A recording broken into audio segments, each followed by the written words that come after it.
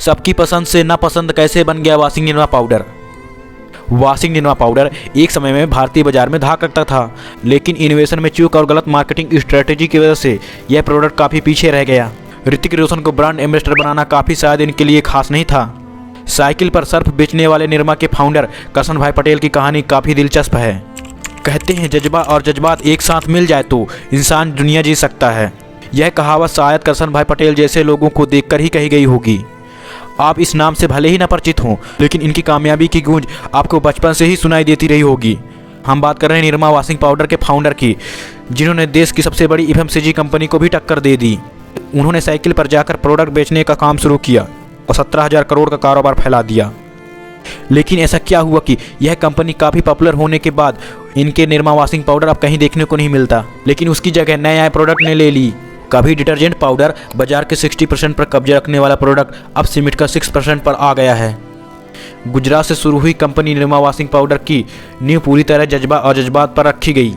गुजरात के मेहसाणा जिले में एक किसान परिवार से ताल्लुक़ रखने वाला करसन भाई पटेल शुरू से ही कुछ करना चाहते थे और पढ़ाई पूरी करने के बाद उन्होंने अहमदाबाद में लैब टेक्नीशियन की नौकरी की। लेकिन जल्द ही उन्होंने गुजरात सरकार के खनन एवं भूमि विज्ञान में सरकारी जॉब मिल गई।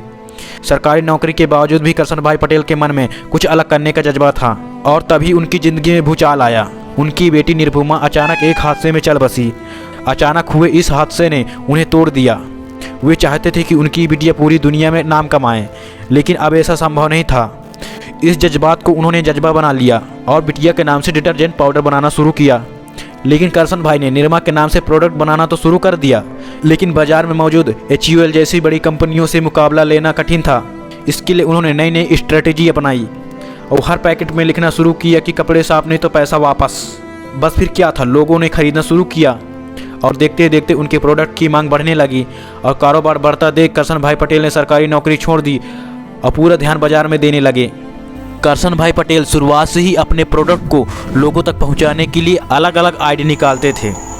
उन्होंने अपनी फैक्ट्री में काम करने वाले कर्मचारियों से कहा कि उनकी पत्नियां दुकानों पर जाकर निरमा वॉशिंग पाउडर मांगे।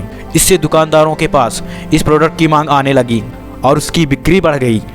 खासकर मिडिल क्लास लोगों को टारगेट करने वाला यह प्रोडक्ट अपने विज्ञापन के लिए भी जाना जाता है। सबकी पसंद निरमा जैसे विज्ञापनों को घर घर में पसंद किया जाने लगा।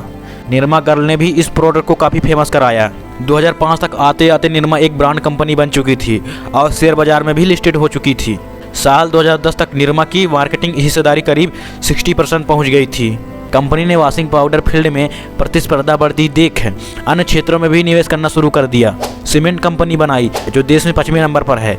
निरमा यूनिवर्सिटी और केमिकल का कारोबार भी शुरू किया। इससे पारंपरिक प्रोडक्ट वॉशिंग पाउडर से भी ध्यान हटने लगा। प्रोडक्ट में इनोवेशन न होने की वजह से मार्केट में आने वाले प्रोडक्ट का सामना नहीं कर सका। खासकर महिलाओं को टारगेट करके विज्ञापन दिखाने वाले कंपनी को क्या सूझा कि इनोवेशन के नाम पर महिलाओं की जगह पुरुष से कपड़े धुलवाने शुरू कर दिए। कभी हेमा मालिनी सहित बॉलीवुड की 4 दिग्गज एक्ट्रेसेस को लेकर विज्ञापन कराने वाली निरमा ने इस बार ऋतिक रोशन को ब्रांड एम्बेसडर बनाया।